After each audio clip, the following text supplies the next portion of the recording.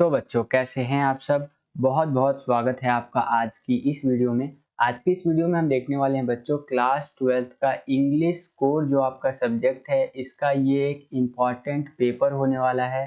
ठीक है, जिसको आप सैम्पल पेपर कह लीजिए या फिर प्रैक्टिस पेपर कह लीजिए।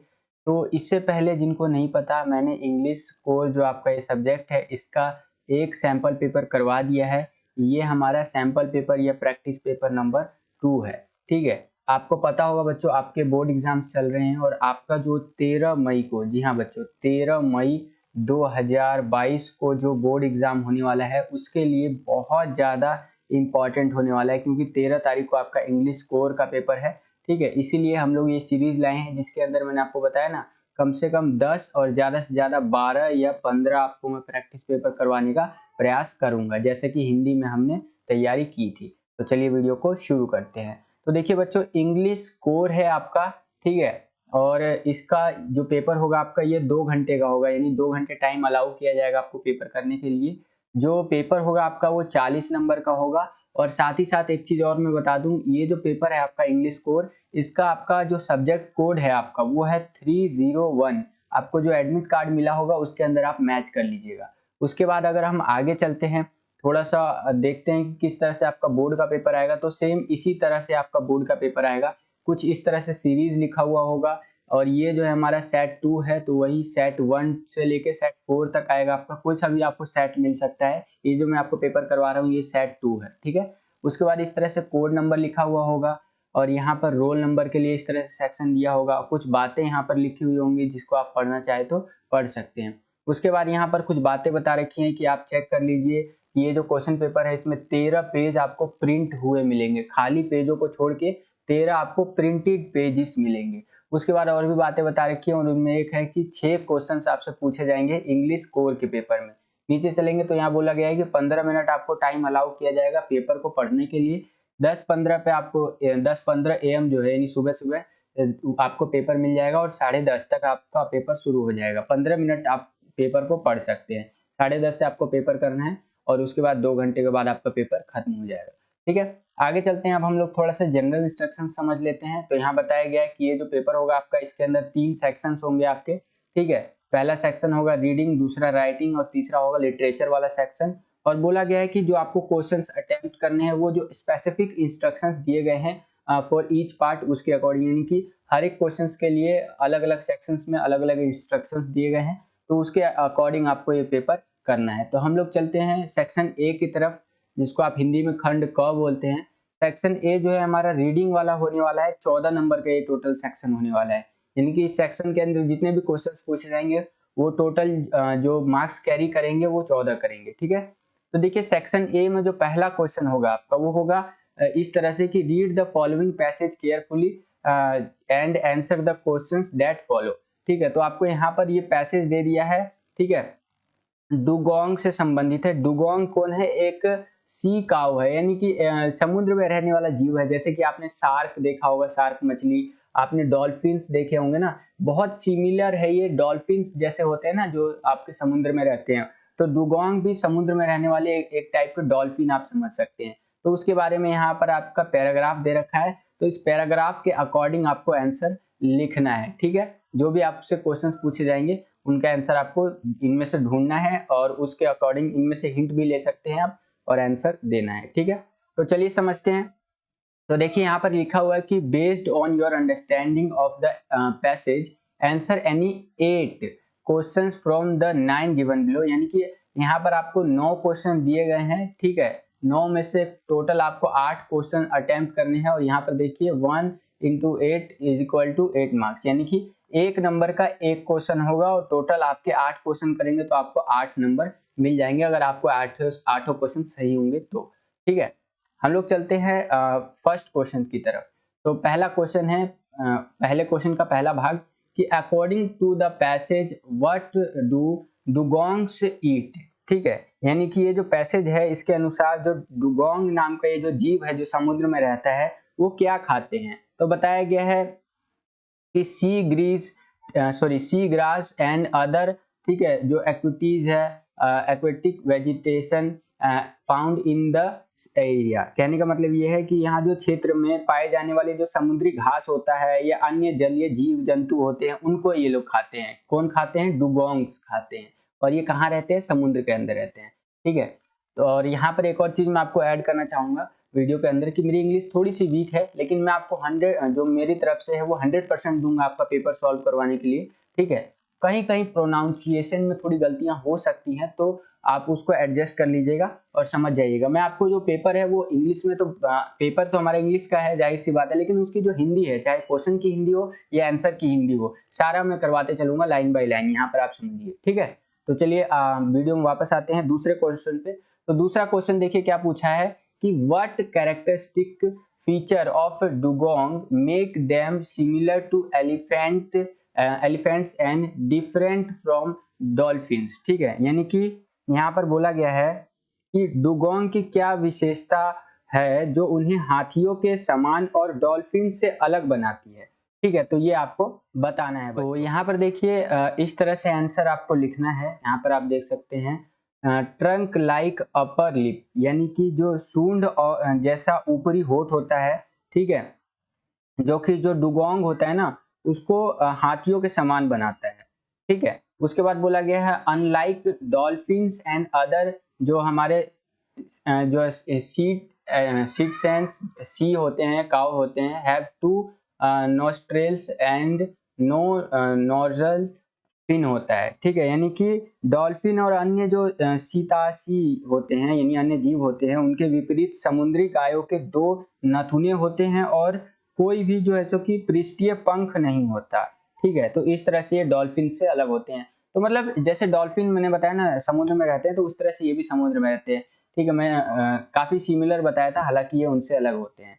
ठीक है। उसके बाद आगे चलते हैं, अगला क्वेश्चन देखते हैं। ये सारे क्वेश्चंस के आंसर आपको पैसेज से करने हैं। मैं पैसेज आपको जो है सो कि अलग से वीडियो जब लाऊंगा, ठीक है, जब सोशियोलॉजी का हमारा पेपर खत्म हो जाएगा 6 तारीख को, तो 7 तारीख से आपको वीडियो मिलना शुरू हो जाएंगे कि पैसेज कैसे करें, नोटिस कैसे करें अच्छे से, इन्विटेशन कैसे करें, हालांकि नोटिस तो आ ही नहीं रहा है, इन्विटेशन रिप्लाईज वगैरह जो है वो कैसे करें। ठीक है। फिलहाल के लिए हम रोज क्या करेंगे, रोजाना डेली बेसिस पे एक आपका प्रैक्टिस पेपर, इंपॉर्टेंट पेपर जो है उसको सॉल्व करने का प्रयास करेंगे। ठीक है। और चलिए यहाँ पर हम लोग आ गए हैं तीसरे क्वेश्चन पे। पहला का जो थर्ड क्वेश्चन है कि rewrite the given sentence by replacing the underlined word with a phrase similar in meaning talking cause from line 10 to 14। ठीक है। तो यहाँ पर बोला गया है, ये जो लाइन है यहाँ पर थर्ड में बोला गया है कि दिए गए वाक्य को, यानी जो ये लाइन बताया गया है सेंटेंस, उसको रेखांकित शब्द के स्थान पर समान अर्थ वाले वाक्यांश से बदलना है आपको। पंक्ति नंबर जो 10 है, यानी कि हमारा जो कह सकते हैं लाइन नंबर 10 है हमारा, उससे 14 तक का जो संकेत है ना उसको देख करके आपको लिखना है। तो यहाँ पर आप अगर ऊपर आएंगे तो इस तरह से ये जो पैसेज है यहाँ पर आप देखेंगे, तो इस पैसेज में से आपको जो है सो कि ये चीजें करनी है, देन आपको आंसर देना है। ठीक है। तो यहाँ पर देखिए ये बोल रहा है कि the present crisis demands mature judgement on the part of our leaders. ठीक है। वर्तमान संकट जो है हमारे नेताओं की ओर से परिपक्व निर्णय की मांग करता है, ये इसकी हिंदी होगी। तो इसका आंसर इस तरह से लिख सकते हैं कि the present crisis calls for mature judgement on the part of our leaders. ठीक है। वर्तमान संकट जो है हमारे नेताओं की ओर से परिपक्व निर्णय की मांग करता है। तो इस तरह से आप इसका आंसर लिख सकते हैं। ठीक है। तो आई होप कि आपको समझ में आ गया होगा। आगे चलते हैं, अगला क्वेश्चन देखते हैं। अगला क्वेश्चन है हमारा चौथा क्वेश्चन कि select a suitable word from line 25 से लेके 30 तक दैट में replace the underlined word to complete the following sentence appropriately. तो ये जो लाइन आपका यहाँ पर देख सकते हैं अंडरलाइन है। ठीक है। तो इसके लिए आपको सुटेबल वर्ड ढूंढना है 25 से 30 के अंदर जो है उस तरह से। ठीक है।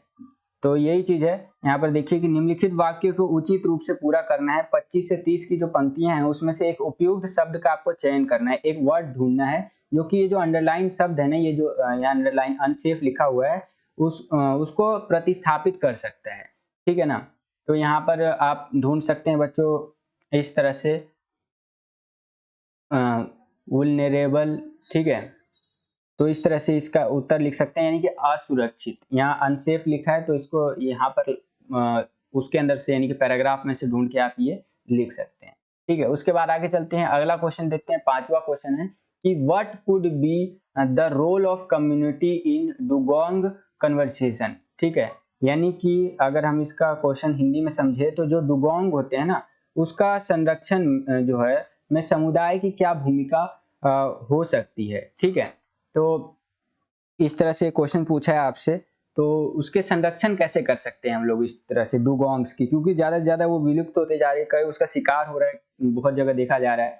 तो यहाँ पर आप लिख सकते हैं creating awareness among the people involving the local communities, यानी कि स्थानीय समुदायों को शामिल करते हुए लोगों में जागरूकता पैदा करना। इस तरह से हम लोग जो है सो कि इसकी कम्युनिटी को सेफ रख सकते हैं। ठीक है, तो आई होप कि क्वेश्चन भी आपको समझ में आ गया होगा।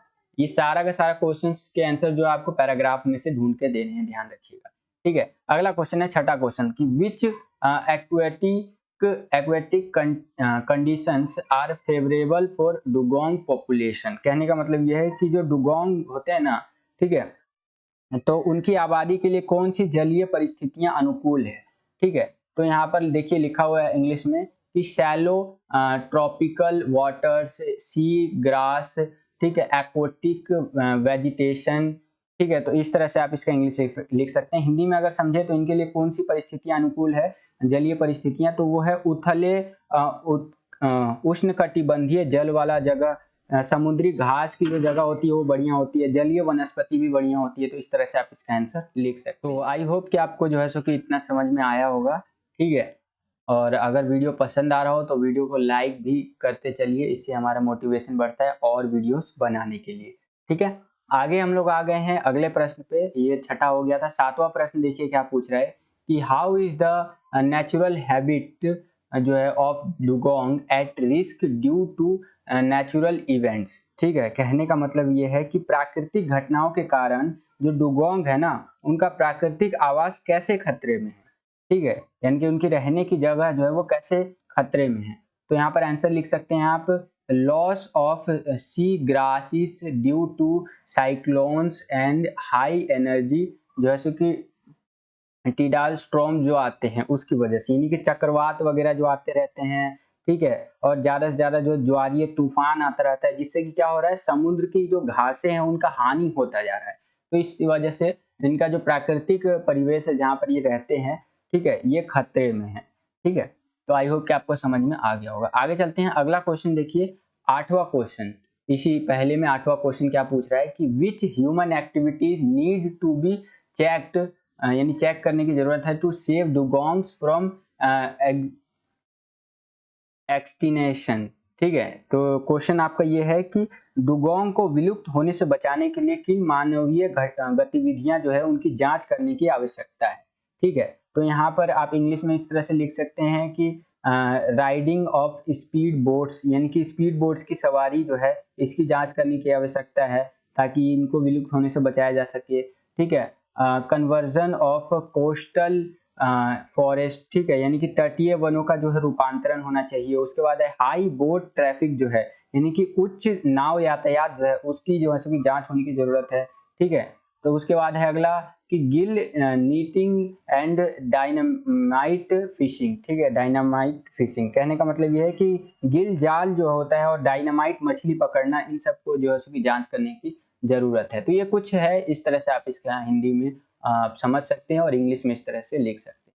आगे चलते हैं, अगला है 9वां क्वेश्चन इसी से संबंधित कि dugongs are protected in India under schedule 1 of the Indian wild life act 1972, to what extent such laws are successful in protecting the wild life. कहने का मतलब यह है कि भारतीय वन्य जीव अधिनियम 1972 की अनुसूची 1 के तहत भारत में डुगोंग जो है ना वो संरक्षित है। ठीक है, यह कह सकते हैं एक तरह से सुरक्षित है। ऐसे कानून वन्य जीवों की रक्षा करने में किस हद तक सफल रहे हैं। तो आप इस तरह से लिख सकते हैं, not sufficient to protect the wild life due to lack of जो है सो कि इम्प्लीमेंटेशंस। ठीक है, कहने का मतलब यह है कि क्रियान्वयन के अभाव में, यानी कि इसको अप्लाई ही नहीं किया गया, इंप्लीमेंट नहीं किया गया, इसके अभाव में वन्य जीवों की रक्षा के लिए ये चीजें पर्याप्त नहीं है। आप कितना भी कुछ चीज बना लो, लेकिन जब तक उसको अप्लाई नहीं करेंगे तब तक उसका कोई फायदा नहीं है। तो इस तरह से आंसर आप इसका लिख सकते हैं। उसके बाद आगे चलते हैं, हम लोग आगे हैं क्वेश्चन नंबर दूसरा। इसमें भी बोला गया है कि read the following passage carefully and answer the questions that follow. तो यहाँ पर भी आपको जो है सो कि ये दिया हुआ है कि the pandemic has been widely, ठीक है, defined as a gateway to new future, इस तरह से फॉर द वर्ल्ड। तो यहाँ पर ये पैसेज दिया गया है, इसके अकॉर्डिंग आपसे क्वेश्चन पूछे जाएंगे, उसका आंसर आपको देना है। तो चलिए डायरेक्ट क्वेश्चन आंसर्स पे चलते हैं।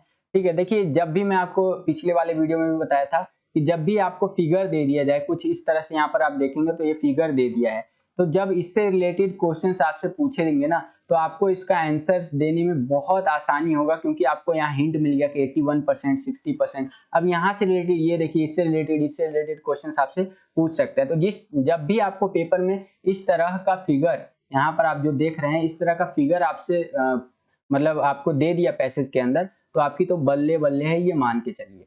ठीक है, तो चलिए समझते हैं दूसरा क्वेश्चन जो है।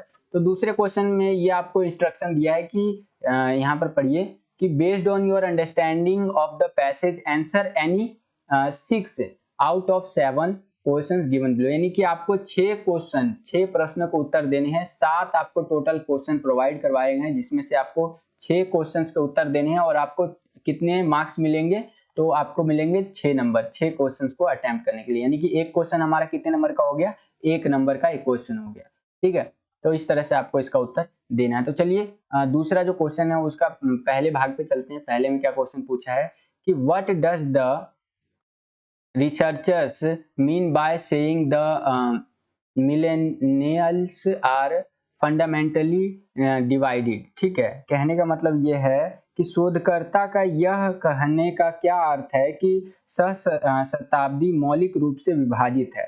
ठीक है, तो इसका उत्तर देखिए, millennial have a split opinion regarding WFH यानी कि work from home in view of, ठीक है, shortcomings and perks it offer.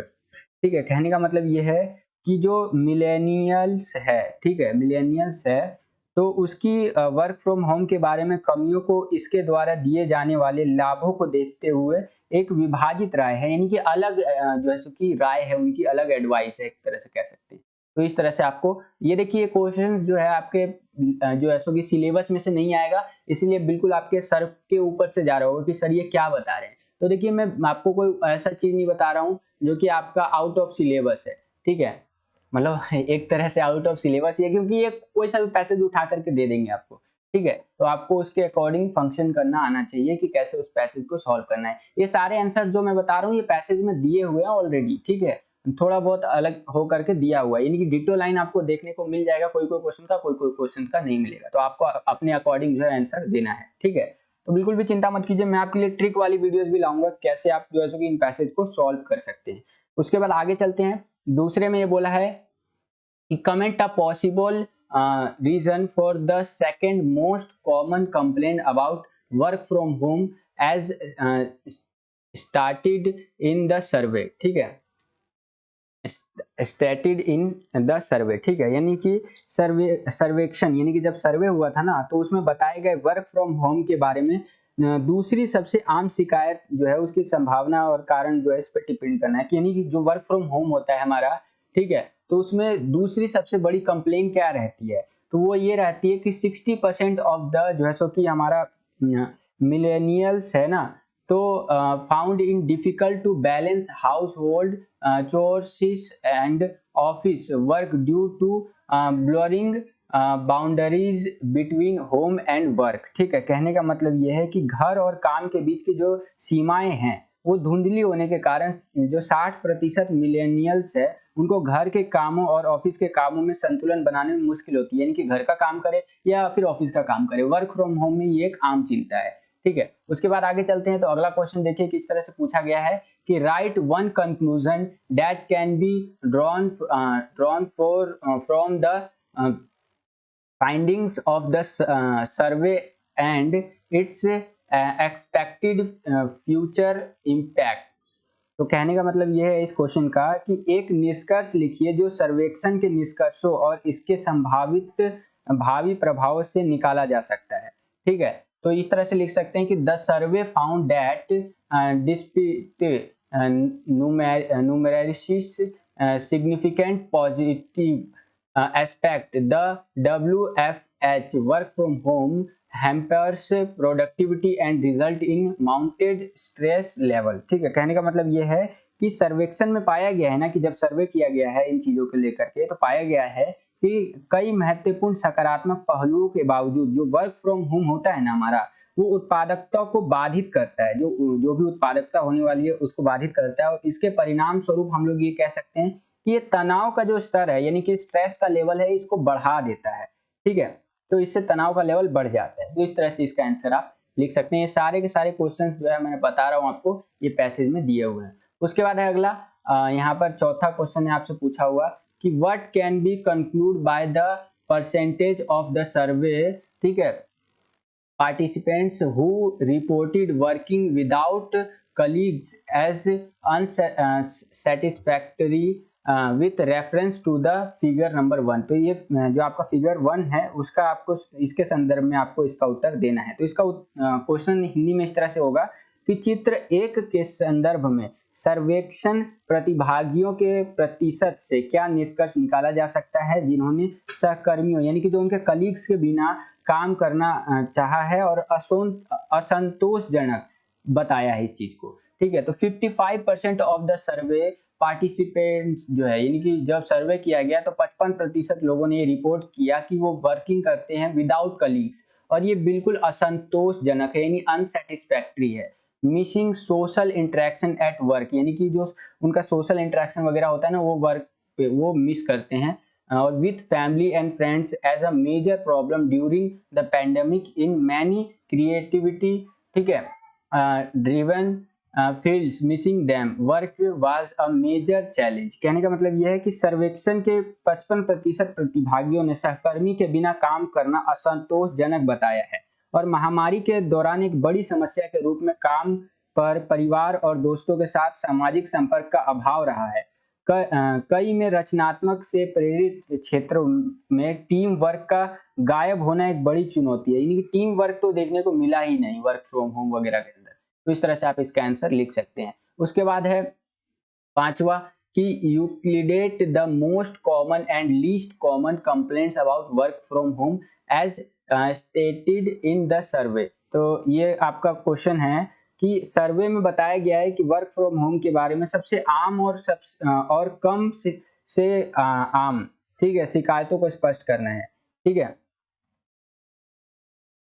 यानी कि वही है सर्वे में बताया गया जो वर्क फ्रॉम होम के बारे में सबसे आम समस्या क्या है और कम से कम आम शिकायतें जो है उनको स्पष्ट करना है। तो 80% of the survey participants reported increased office workload as the most common complaint and 48% of survey participants reported disturbance by family members as the least common complain about work from home. यानी कि सर्वेक्षण के 80% जो बंदों ने जो report किया था प्रतिभागियों ने सबसे आम शिकायत के रूप में कार्यालय के काम के बोझ में वृद्धि की सूचना दी। यानी कि जो ऑफिस का लोड रहता है वर्क फ्रॉम होम में वो ज्यादा रहता है और 48% यानी 48% लोगों ने बताया कि घर में हम लोग जब काम करते हैं ना तो इस दौरान क्या होता है हमारे फैमिली मेंबर जो होते हैं परिवार के सदस्य होते हैं ना उनसे दिक्कत का सामना हमें करना पड़ता है, दिक्कत समस्याओं का। तो इस तरह से आप इसका आंसर लिख सकते हैं। उसके बाद आगे चलते हैं, अगला है हमारा छठा क्वेश्चन कि हाउ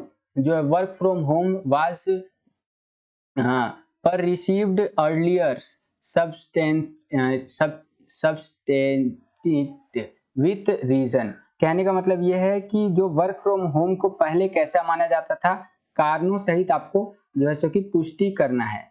तो देखिए work from home was not a mainstream option earlier and seen mostly as a rare perk but the onset of the pandemic force the entire generation to work from home. कहने का मतलब यह है कि जो work from होता था ना इसको पहले मुख्य विकल्प के रूप में नहीं देखते थे कि ये एक मेन ऑप्शन है इसके रूप में नहीं देखते थे। इसे ज्यादातर एक दुर्लभ लाभ के रूप में देखा जाता था, लेकिन जब से महामारी की शुरुआत हुई है तो पूरी की पूरी जनरेशन, पूरी की पूरी पीढ़ी को ना वर्क फ्रॉम होम के लिए मजबूर किया गया है, क्योंकि पैंडेमिक में आप बाहर तो निकल नहीं सकते। तो इस तरह से आप इसका आंसर लिख सकते हैं। उसके बाद आ गए हैं 7वें प्रश्न में कि identify the reason responsibility for difficulty in balancing house hold chores and office work specially in view of gender difference. ठीक है, तो यहाँ पर इस तरह से क्वेश्चन पूछा है आपसे कि विशेष रूप से लिंग भेद को कैसे देखते हुए घर से कामों और कार्यालयों के काम में संतुलन बनाने में कठिनाई के लिए जिम्मेदार कारणों की पहचान आपको करनी है। ठीक है, तो किस तरह से बैलेंस बनाने में दिक्कत आ जाती है घर के काम और बाहर के काम में। तो आंसर आप इस तरह से लिख सकते हैं कि women employees face more difficulties आपका in balancing house hold chores and office work since they जो है सो कि shoulder most of house hold care taking. कहने का मतलब ये है कि महिला कर्मचारी जो होते हैं ना, उनको घर के कामों में, कार्यालय को कामों में संतुलन बनाने में बहुत अधिक कठिनाई का सामना करना पड़ता है। यानी कि घर का काम भी करना है और बाहर का भी काम करना है। वर्क फ्रॉम होम में एक बहुत बड़ी दिक्कत होती है, क्योंकि वह घर की अधिकांश देखभाल करती हैं। मर्द तो ज्यादा देखभाल करते नहीं है, ठीक है, तो उनको ज्यादा दिक्कत सामना नहीं करना पड़ता है वर्क फ्रॉम होम के अंदर। आई होप कि आपको समझ में आया होगा बच्चों। ये सारा का सारा जो क्वेश्चन एंड आंसर था, ये आपका इस पैसेज से रिलेटेड था। ठीक है, तो इस पैसेज से रिलेटेड आपको जो है क्वेश्चन आंसर करने हैं। मैं सारे क्वेश्चन बताता चलता हूँ, चाहे आपसे 6 पूछे गए हों, 5 पूछे गए हों, क्योंकि आप कोई भी आपको वैसे जो आपको यहाँ पर दिया हुआ इंस्ट्रक्शंस कि भाई यहाँ पर आपको 6 क्वेश्चंस करने हैं, तो आपको 6 ही करने हैं। मैं सातों के साथ बता दिया हूँ ताकि आपको कोई भी दिक्कत समस्या ना आए।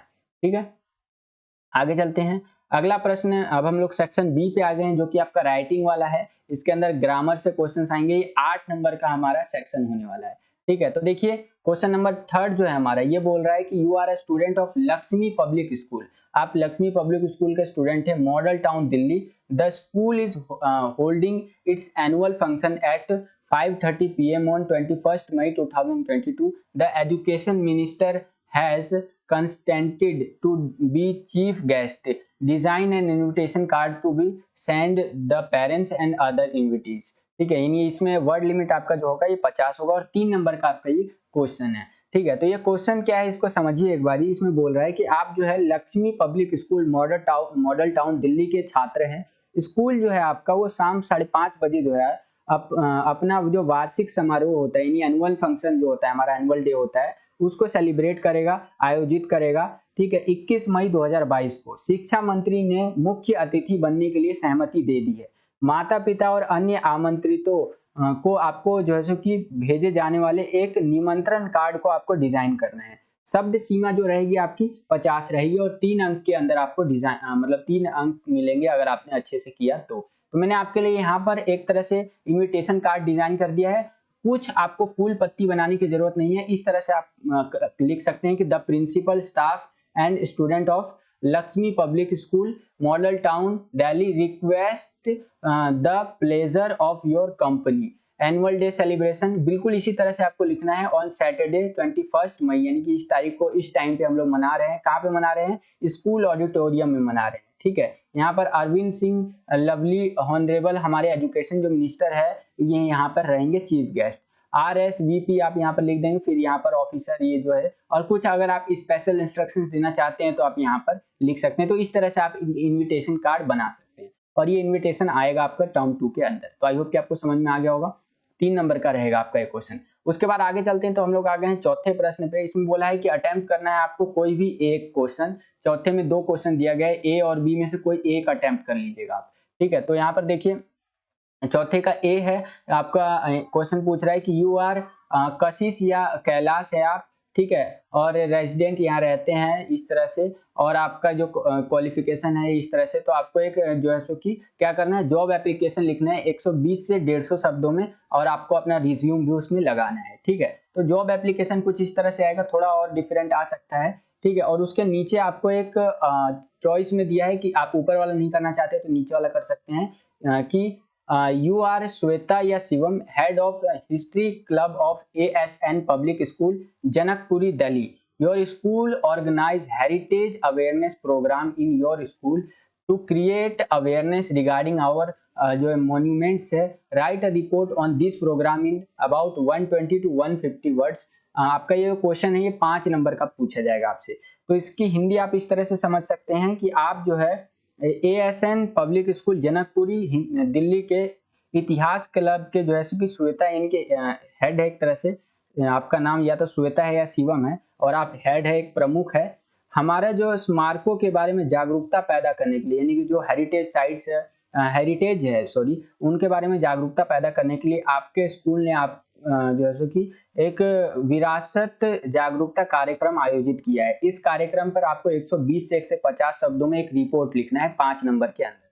ठीक है, तो रिपोर्ट लिखने के लिए अब बिल्कुल आसान होता है, कोई इसमें आपको तीर मारने की या फिर इसमें ज्यादा कुछ बनाने की जरूरत नहीं है। यहाँ पर अपना नाम लिखना है बाय श्वेता या शिवम, उसके बाद डेट आएगा, देन आपको जो है सो कि लिखना शुरू कर देना है कि heritage awareness program was organized by the history club of ASN public school जो है सो कि जनकपुरी दिल्ली, और यहाँ इस तरह से आपको लिखते चले जाना है। ठीक है, और यहाँ पर अपनी जो शब्द सीमा है उसका ध्यान रखिएगा। उसके बाद और इस तरह से आप यहाँ पर लिख सकते हैं। देख रहे हैं मैंने आपका पूरा रिपोर्ट यहाँ लिख करके दिखा दिया है। तो आई होप कि आपको समझ में आ गया होगा। इसको तो हिंदी में बताने की जरूरत नहीं है, तो आप खुद से भी लिख सकते हैं।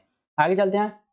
अब हम लोग आ गए हैं सेक्शन सी, जो कि आपका लिटरेचर वाला सेक्शन होता है। लिटरेचर मतलब आपके बुक से क्वेश्चन आंसर इसमें पूछे जाएंगे। 18 नंबर के क्वेश्चन आंसर आपसे पूछे जाएंगे आपकी बुक से। ठीक है, तो सेक्शन सी का पहला क्वेश्चन है, 5वां क्वेश्चन इसमें बोला है कि attempt any 5 of the 6 questions given below with in 40 word each. यहाँ पर यानी कि ये है कि आपको 5 क्वेश्चंस अटेम्प्ट करने हैं ये 6 क्वेश्चंस के अंदर से। ठीक है, और एक क्वेश्चन जो आपको अटेम्प्ट करना है ये 40 वर्ड के अंदर, यानी 40 शब्द के अंदर करना है। अगर मैं आपसे बात करूं कि एक क्वेश्चन आपका कितने नंबर का होगा, तो जैसे ये एक क्वेश्चन है तो ये आपका क्वेश्चन होगा 2 मार्क्स का। ठीक है, कितने मार्क्स का होगा, 2 मार्क्स का। और आपको 5 अटेम्प्ट करने हैं कि यानी कि अगर आप 5 क्वेश्चन अटेम्प्ट करते हैं और 2 मार्क्स का एक क्वेश्चन है तो टोटल आपके हो जाते हैं 10 मार्क्स। तो यानी कि 5वां जो क्वेश्चन है ये 10 मार्क्स का है। ठीक है, कितने मार्क्स का है, 10 मार्क्स का। तो इस तरह से आप समझ गए होंगे एक क्वेश्चन की वैल्यू जो है ये 2 मार्क्स कैरी करता है एक क्वेश्चन। ठीक है, तो चलिए समझते हैं। 5वें का पहला क्वेश्चन है, यहाँ पर आप देख सकते हैं कि व्हाट, यहाँ पर एक बारी, ठीक है, what is the message of the story the rat trap. जो आपका द रैट ट्रैप स्टोरी है, कहानी है, द रैट ट्रैप कहानी का संदेश क्या है, तो वो आपको बताना है। तो यहाँ पर देखिए, Edla treat the peddler as if he was a captain. जो एडला है वो पैडलर के साथ ऐसा व्यवहार करती है मानो वो एक कप्तान हो। ठीक है, उसी के हिसाब से आप यहाँ पर लिख सकते हैं the peddler got the power to clear himself, यानी कि पैडलर को खुद को साफ करने की शक्ति मिली थी। ठीक है, उसके बाद message love and kindness are powerful reforms, यानी कि संदेश प्रेम और दया शक्तिशाली सुधारक है। तो ये आप इस स्टोरी का आप मैसेज इस तरह से लिख सकते थे। ठीक है, थोड़ा और बढ़ा चढ़ा के आपको लिखना है 40 शब्द के अंदर।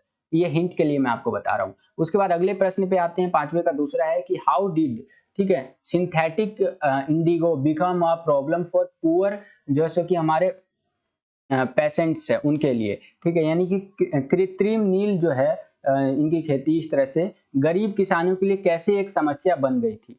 तो आप यहाँ पर लिख सकते हैं कि जो आपका the patients used to pay indigo as a rent to the British landlords, यानी कि किसान ब्रिटिश जमींदारों को नील को लगान के रूप में भुगतान करते थे। यानी कि जो आपका ब्रिटिश लोग हुआ करते थे उनको जो नील है वो किसके रूप में एक तरह से कह सकते हैं नील को जो है सो कि लगान यानी कि टैक्स के रूप में अदा किया करते थे। तो इस तरह से आप लिख सकते हैं। एक सेकंड बच्चों, ठीक है, आगे चलते हैं। अगला है, देखिए इसी में दूसरा है, synthetic Indigo was developed man wheel. कहने का मतलब यह है कि इस बीच सिंथेटिक इंडिगो का विकास किया गया। उसके बाद बताया गया है कि British landlords wants money as जो है सो कि कंपनसेशन, यानी कि जो ब्रिटिश जमींदार थे वो मुआवजे के रूप में पैसा चाहते थे। ठीक है, तो इस तरह से जो कृत्रिम नील था ना, यानी कि सिंथेटिक कह सकते हैं इंडिगो था, ये किसानों के लिए एक समस्या बन गया। तो इस तरह से आप इसका आंसर लिख सकते हैं। उसके बाद आगे चलते हैं। अगला है कि why are aunt Jennifer's tiger not afraid of man. ठीक है, यानी कि आंट जेनिफर जो था वो बाघ जो पुरुषों से क्यों नहीं डरते थे। ठीक है, तो आप यहाँ पर लिख सकते हैं गैलेंट एंड फियरलेस, यानी कि वीर और निडर थे। दूसरा है आपका प्रैंसिंग ऑन द स्क्रीन, यानी कि स्क्रीन पर नृत्य ठीक है, तो इस तरह से आप यहाँ पर आंसर लिख सकते हैं। उसके बाद अगला है कि what image does the poet use to describe the जो है सो कि कंटिन्यूटी इन ब्यूटीफुल जो है सो कि बाउंटी ऑफ द अर्थ। कहने का मतलब यह है पृथ्वी जो है अर्थ की सुंदरता में निरंतरता का वर्णन करने के लिए कवि किस छवि का उपयोग करता है। तो यहाँ पर देखिए एवरी लास्टिंग यानी कि हमेशा के लिए चलने वालों का उपयोग करता है। उसके बाद है lavish and indelible print on our mind, यानी कि हमारे दिमाग पर एक अमिट छाप छोड़ता है, यानी कि जो ना मिट सके ऐसा छाप छोड़ता है किसका, पृथ्वी की सुंदरता जो है उसको निरंतर वर्णन करने के लिए ऐसा हमारे दिमाग पर एक इमेज छोड़ जाता है। कौन, जो हमारा यहाँ पर कवि है, ठीक है। Like fountain of immortal drink, यानी कि अमय पेय के फव्वारों की तरह, यानी कि जो ये होता है ना इमोर्टल ड्रिंक, उस तरह से हमारे दिमाग पर एक छवि छोड़ता है। आई होप कि आपको इतना समझ में आएगा। आगे है अगला क्वेश्चन 5वां कि if you were given a chance to choose an end of the story on the face of it what would be that.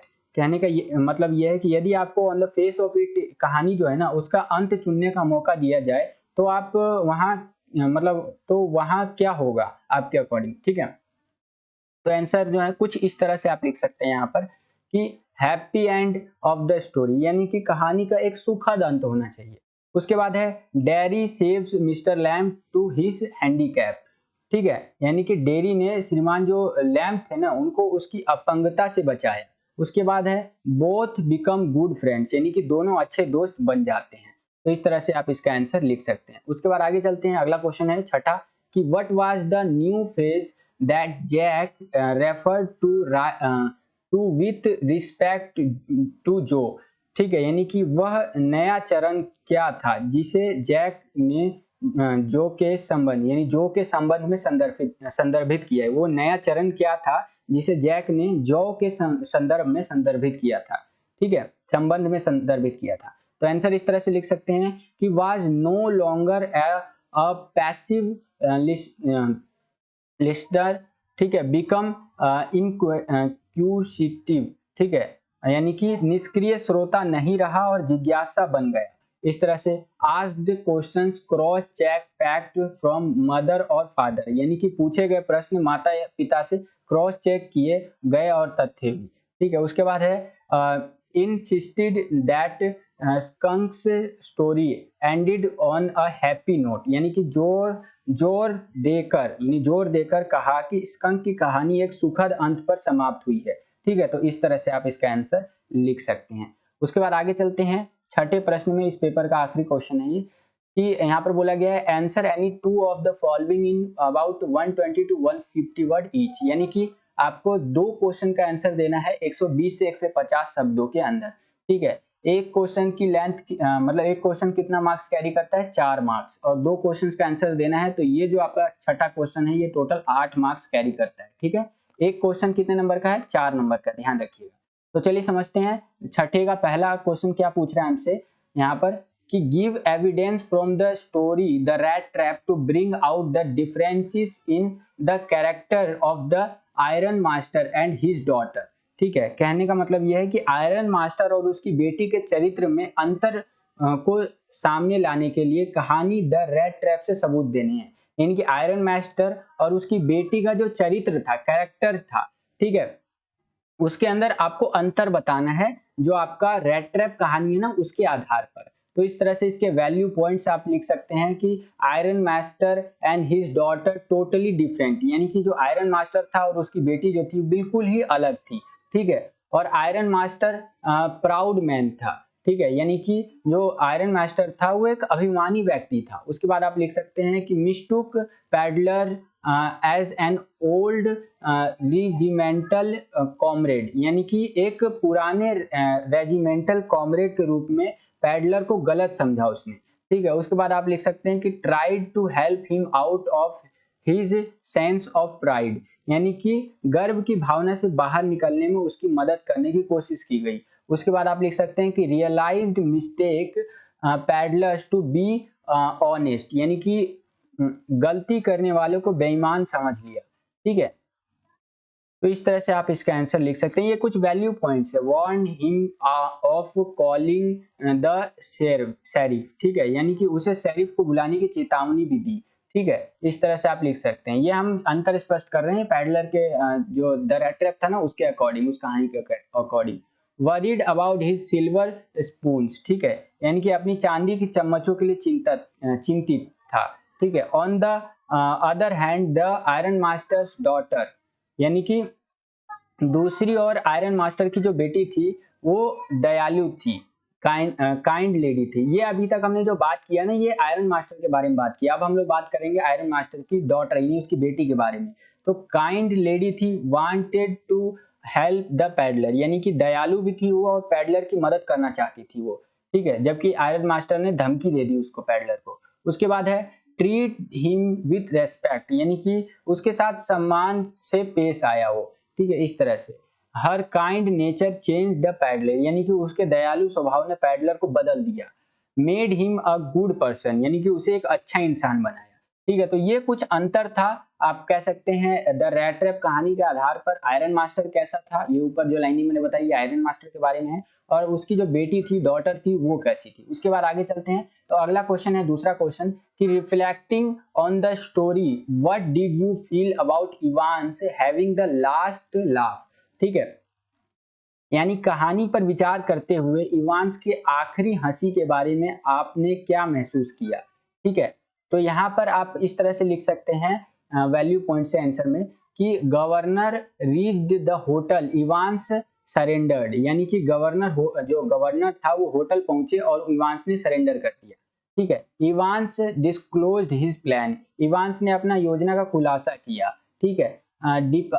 Despite security arrangements him from question paper, यानी कि सुरक्षा व्यवस्था के बावजूद प्रश्न पत्र से संकेत आपको यहाँ उनको देखने को मिला। Role of MC Larry German tutor and his friend, ठीक है, एंड फ्रेंड्स, यहाँ पर मैक लैरी जर्मन शिक्षक और दोस्तों की भूमिका देखने को मिली। उसके बाद है स्केप्ड फोर्थ टाइम ऑल्सो, यानी कि चौथी बार भी भागे वो, ठीक है। और उसके बाद क्या है कि had final victory last laugh, यानी कि अंतिम जीत थी वो, अंतिम हंसी थी, ठीक है। तो इस तरह से आप इसका आंसर लिख सकते हैं कि कहानी पर विचार करते हुए इवांस जो था उसकी आखिरी हंसी जो थी, ठीक है, आखिरी हंसी के बारे में आप क्या महसूस करते हैं। तो इस तरह से आप आंसर लिख सकते हैं। उसके बाद आगे चलते हैं, अगला क्वेश्चन देखते हैं, तीसरा क्वेश्चन, कि how does beauty lead to a sleep full of sweet dreams and how does such a sleep help us, ठीक है। तो इस तरह से क्वेश्चन पूछा है कि सुंदरता किस प्रकार मीठे सपनों से भरी नींद की ओर ले जाती है और ऐसी नींद किस प्रकार हमारी मदद करती है, ठीक है। तो आंसर इस तरह से लिख सकते हैं आप, यहाँ पर वैल्यू पॉइंट्स है कि bower full of sweet dreams and healthy breathing, कहने का मतलब है कि बोवर जो है, सॉरी बोवर पसीने के सपनों और स्वस्थ श्वास से भरपूर है, ठीक है, यहाँ पर इस तरह से है। और refreshes and gives peace of mind, यानी कि ताजगी देता है और मन को शांति देता है, ठीक है।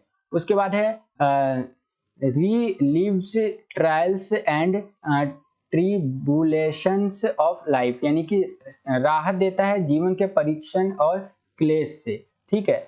और उसके बाद है remove the sadness from dark spirit, ठीक है, स्पाइरिट, तो यानी कि अच्छी नींद देता है, अच्छा श्वास देता है, और यहाँ पर अच्छी नींद, सॉरी कह रहा हूँ, अंधेरे आत्माओं, ठीक है, से उदासी दूर करता है, ठीक है, आत्माओं वगैरह से इस तरह से उदासी जो है दूर करता है। Sound sleep and good health, यानी कि अच्छी नींद और अच्छा स्वास्थ्य, इस तरह से कह सकते हैं। उसके बाद है restful sleep promotes mental well being, यानी कि आरामदायक नींद जो है मानसिक स्वास्थ्य को बढ़ावा देती है। तो इस तरह से आप लिख सकते थे कि सुंदरता किस प्रकार मीठे सपनों से भरी नींद की ओर ले जाता है, ऐसी नींद किस प्रकार हमारी मदद करती है, ठीक है। तो इस तरह से आप इसका आंसर लिख सकते थे। तो यहीं पर हमारा ये जो इंग्लिश का पेपर है ये खत्म होता है, ठीक है। आज का पेपर मैंने और अच्छी तरीके से आपको करवाने का प्रयास किया। आगे वाले जो पेपर्स आपको मैं प्रैक्टिस पेपर करवाऊंगा उसको और अच्छी तरीके से करवाने का प्रयास करूंगा। हर रोज अपने अंदर सुधार लाने का प्रयास करूंगा केवल आपके लिए। तो हमारी इतनी मेहनत के लिए वीडियो को लाइक कर दीजिए, और आपको कैसा लगा हमारा line to line English to Hindi translation के साथ आपको बताना, ये भी कमेंट करके बताइएगा। आज के लिए इतना ही बच्चों, आपको मैं बता रहा हूँ कि जो आपका 13 तारीख को पेपर होने वाला है, ठीक है, 13 मई 2022 को जो पेपर होने वाला है, उसके अंदर ये जो मैंने आपको प्रैक्टिस पेपर नंबर 2 हमारा करवा दिया इंग्लिश का, ये बहुत ज़्यादा हेल्प करेगा, आपका मदद करेगा आपके पेपर के अंदर। इसमें से कई सारे क्वेश्चंस आंसर हो सकता है डायरेक्टली पूछ लिए जाए। तो बस बच्चों यही था आज का ये वीडियो। अगर आपको वीडियो पसंद आया है तो इस वीडियो को लाइक जरूर कीजिएगा। जितना ज़्यादा से ज़्यादा लाइक होता है वीडियो पे, हमारा मोटिवेशन बढ़ता है और वीडियोस बनाने के लिए। आज के लिए इतना ही बच्चों, मिलता हूँ आपसे अगली और एक्साइटिंग वीडियो में। तब तक के लिए खुश रहिए, खुश रखिए सभी को। जय हिंद, वंदे मातरम।